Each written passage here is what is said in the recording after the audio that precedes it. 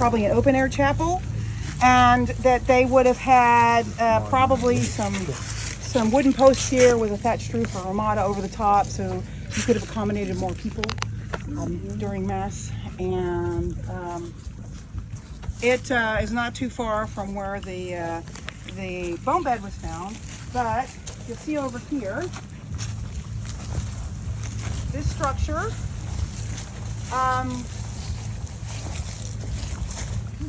be careful, this structure here is also a pretty substantial structure, and it's actually got a buttress that you can see.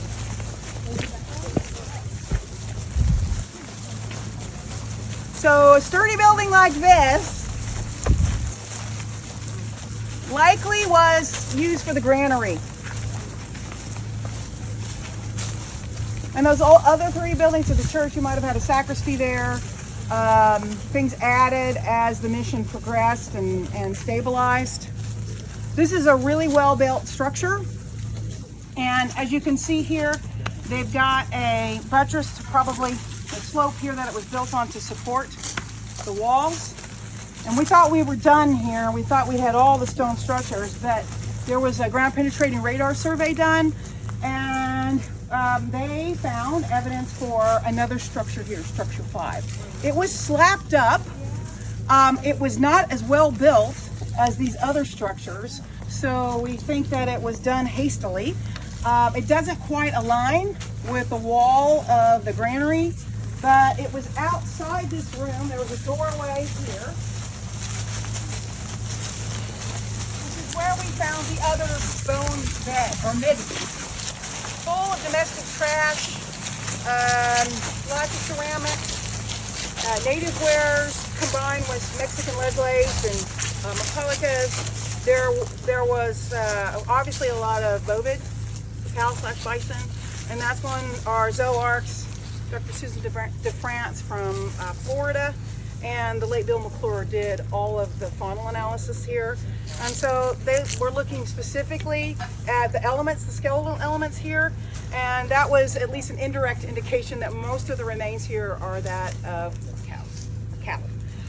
What we were finding out there were a lot of lower limb bones and some cranium parts. Here was a lot of the axial portions, which is an indication that they were probably doing their initial butchering over there, bringing it into the kitchen area, which is what I think this is.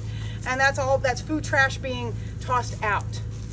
And from the cuts, the suggestion was that they were eating a lot of short ribs. So, but the meatier parts of the animal are here. But the fact that you get a lot of lower limb elements, that tells us that these aren't bison, because you would field dress those. They're not going to be right nearby to butcher. So as a result, that's what we're seeing here, which obviously dovetails nicely with the story of this place as a very early cattle mission and one of the most important ones in Texas. So how large was your survey as far as looking for other structures? Oh, we pretty much just spread out from the known to the unknown, as they say. We started from there, and we went back pretty far. Okay. With our backhoe trenches, and we did shovel testing down that way. Backhoe trenches, metal detecting. I know that this area, which we call sort of the interior compound area here, had over the years been plowed or graded. Yeah. So we'd lost some of the deposits. Turbation there. But because you got these trees here, there was a portion of it that was left intact. And Steve, where are you? I know you were asking me about the Presidio occupation, Presidio soldiers, or what I think was a Presidio soldier occupation, and probably had wattle and daub housing. We did find some daub over here to suggest that. Is right over here.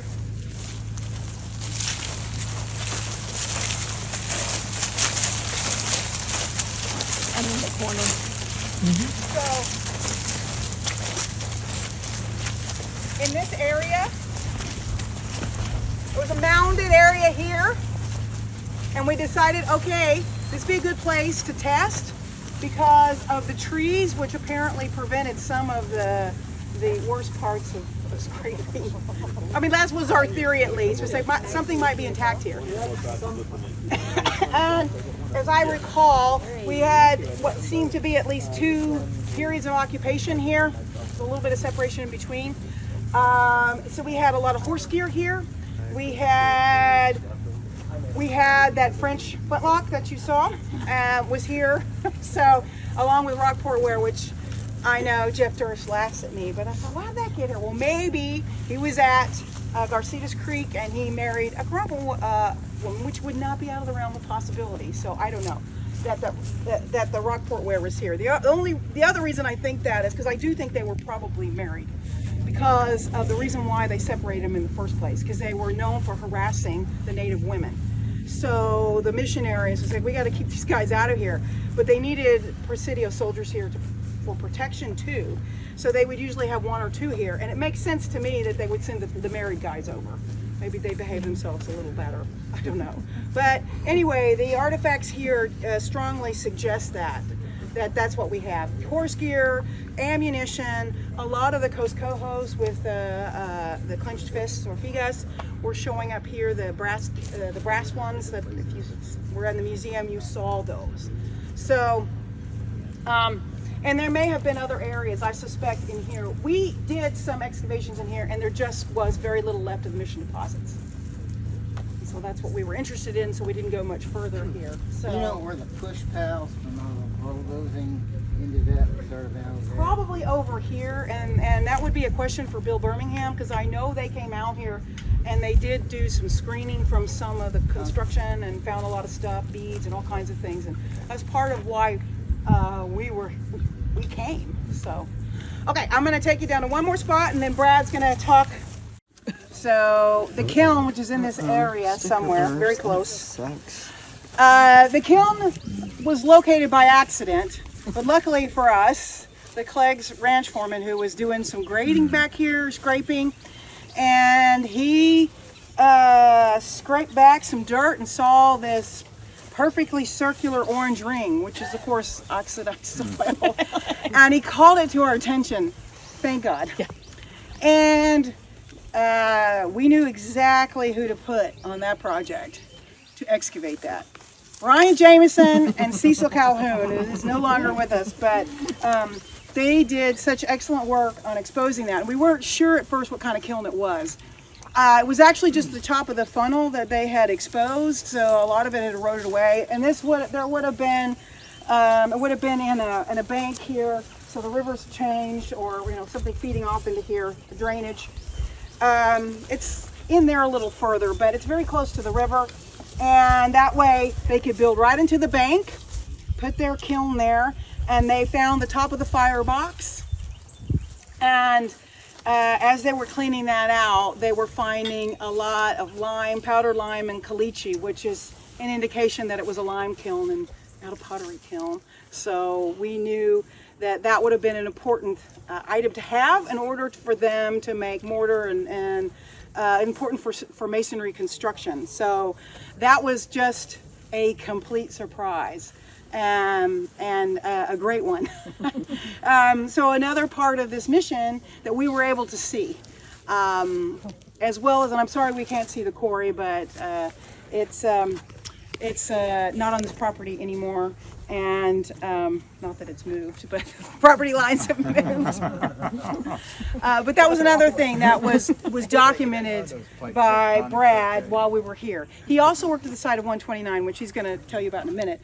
But if there's time, you might mosey on down to some of these parts. I don't know if you can still see it, but there's areas where you can look at the bank down there, and you can see a lot of chert cobbles and things like that, which is where most of the material for our gun flints certainly are coming from, as well as a lot of the points. So there are lithic materials down near the bank. You can see that. You think they were napping their own flints for the? Yes, I do. They're crappy. They're not French. We might have a few French, but most of that is local chert, and not that hard. Is it local, that area, or did they bring the cobbles? There's a lot of cobbles here, and there used to be, I know you could walk down there and you would see bifaces and all kinds of things that were popping up from previous occupations here. So yeah, You remember definitely how the think- quarry was found? No. You remember Smidley? Oh, how could I forget Smitty? Okay. Yes. Well, very soon after we bought the property, Smitty found out that we owned it. And he called up, he said, man, I sure would like to come out there. And I said, well, come on. Well, right about, I forget, maybe it was right before the field school, he came walking out of those trees over here. I was doing something. He came out walking out of the trees and he just walked up to me. He said, I know where the quarry is. I said, really? He said, yeah. So I walked with him back there and he found it. Yeah, But you just- can see I the mean- marks on the face of it where they had coal. But I mean, all just the, imagine the effort it took Yeah. to plow through stuff like that, you know, for 200 or 300 yards or so. And he found it. And he's also the guy that found the cannons, you know, so Yeah. Yeah. he was Funny, would- big time. I often. Excavated ever. In 1995, I was out here with Tamra when she was working. We were actually at River Spur site over in the Victoria Park. And afterwards, I ended up at Tarl. And so in 97 and 98, I got to come out with UT and assist. So the first site I excavated was the sandstone quarry you've been talking about. That's the only place Tom Hester thought it was safe to leave a young, unexperienced archaeologist where I could do no harm. But you know, it was actually pretty interesting once we cleaned off the face. You could see where they had been basically working progressively in steps back into the sandstone outcropping there. And what was kind of cool, or what I thought was cool, is you could see a number of holes on the top of the rock. And at first, I know a lot of people thought it might have been just drip, just solution holes. But once we mapped them all out, it was pretty obvious they were rather regular and of the same size.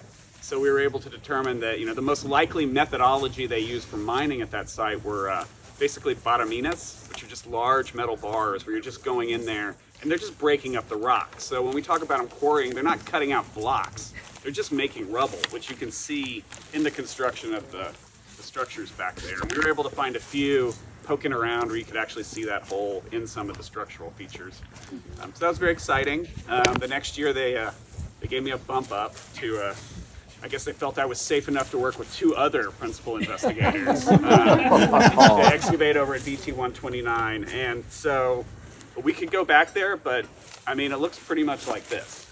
It's a flat field, there's really nothing to see out there. When I was introduced to the site, I was told it was a prehistoric component. It had been previously identified by Schmitty Schmedlin, who, you know, the locals will know. He was one of our archaeological stewards, quite a character. And so we went out there and we started excavating. They had started excavating the year before, kind of lower down. They weren't finding much, so we moved up on the higher terrace. And once we got up there, I mean, ultimately, I put Don Keys in a 1x1 test unit that he could not climb out of on his own.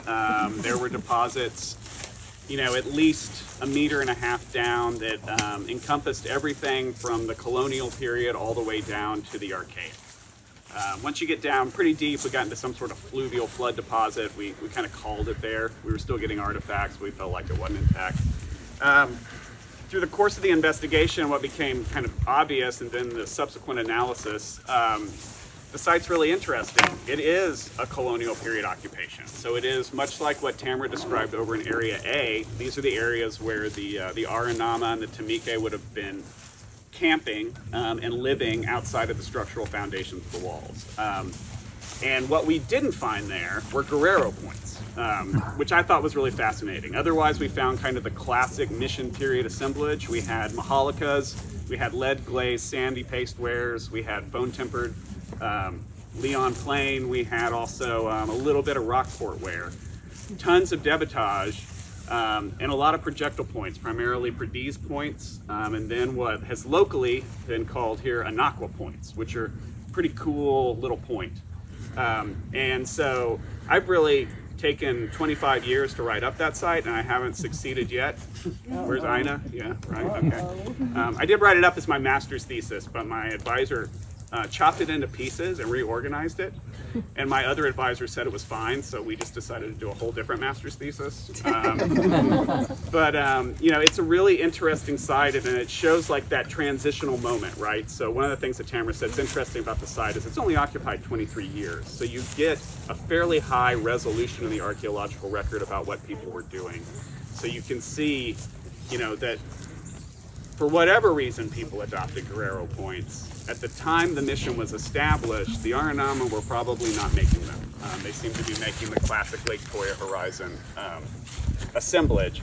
I also think the site's cool because it shows you, and I've given this talk like a bazillion times, so some of you have probably heard it, is you see the diversity in the projectile point assemblage at a single point in time. You know, we could have read it as time, but what you see is that there's differences. So the Perdiz points were all essentially very expediently made. Simple flakes, minimal retouching, almost no bifacial retouching. The Inaqua points, on the other hand, are expanding base projectile points. It's really beautifully bifacially worked on all sides. So I think you can see how, and the Talon children give a really good account of this, that if you don't know the Talon children, they were French children who were taken by the Karankawa after the Karankawa sacked Fort St. Louis. And they lived with them, and they talk about how they used projectile points for all sorts of different types, scar scales, bone. So, you know, what I like about the site is it gives a little bit more insight into the diversity of material culture that existed within these communities, which then helps us understand better, I think, ultimately, what happened to it and how it changed over time. So, I don't really know what else to tell you about the site. We did a fair amount of excavation. Like I said, once we got down below the colonial period occupation, we found kind of typical late prehistoric Toya, ultimately some Scalaran points associated with probably an Austin phase occupation, and then a series of, what are they? Marcos points. One of the cool features we found actually out of the probably colonial period was a small basin that was unlined but had a nice pile of quartzite cobbles down in the bottom of it. So it was probably used as a boiling pit where they would heat up the cobbles and put them in there. So yeah, that was actually Steve Black, of all people, excavated that. So he made sure that I knew exactly what it was. But yeah, it's a really, I mean, you know, as Tamra said, this is an amazing site, which gives us an opportunity to see a lot more about what was going on here than, you know, just focusing on the structural features. It's really helped, I think, build a much more complex understanding of daily life here. So. Questions? Thank you, Brett. How many seasons were you guys out here? Sorry. Well, it's complicated. So, you know, I know Tamra was out here for many seasons. Right. So she had started in '95. The TAS field schools were 1997 and 1998. There were subsequent investigations. I know in '99. I'm not sure. Do you remember, Mr. Clegg, how long UT kept poking around out here? I know that there was a period where there was constant activity because Fort St. Louis kicked in. Then the LaBelle excavation began, and so it was, what, 10, 12, 14 years of something going on all the time? Yeah, and if he hasn't told you already, the Cleggs are actually responsible for moving the LaBelle first from Matagorda Bay to Texas A&M, and then helped move it from Texas A&M to Bob Bullock Museum. And then once the hull was reconstructed inside of the Bob Bullock Museum, he had his guys come in and actually move the entire hull across the museum to where it ultimately sits now. So that's really very important. There's a movie on that somewhere. He knows a lot about moving big things. That's one of his businesses. Wow. Any other questions for Brad? I have one. Okay. So Brad, I know in Tamra's presentation on Friday night talked about these water diversion structures. I know there's plenty of water around here, but were there any diversion structures here for any reason? Well, I know what she's talking about. There's a whole dam and a acequia system associated with the mission that would, it's actually off Mission Creek. And it's not accessible to us now. So, you know, they were designed to help irrigate the fields. apparently didn't work very well. I mean, they really ended up relying more on rainfall agriculture, I think, is ultimately what came of it. But yeah, there are some diversion dams and canals in that area. Brad, Yeah. if you'll look and see that outcropping over there, before the pearl, the 98 flood, that came all the way across. It was the neatest set of rapids. Oh, wow. Go and get on into the flood down. After the flood, we don't know if it compromised the footings and the rocks rolled down the river or it sunk, but it's not there anymore. But that was another place that it had, and that was at the end of this big gully that runs down. So that irrigation system they had set up out there was really something. Yeah, and I don't know if I wasn't listening to Tamra. I don't know if she told you, this river is full of chert. So lithic resources here are incredibly rich. You go down in that river and there's just cobbles. So, again, this was, one of the attractions, I'm sure, not only the water, but the other lithic resources which were available. And I think you see it in just the vast amount of debitage and cultural material that came out of these associated sites. All right, on to 141. All right.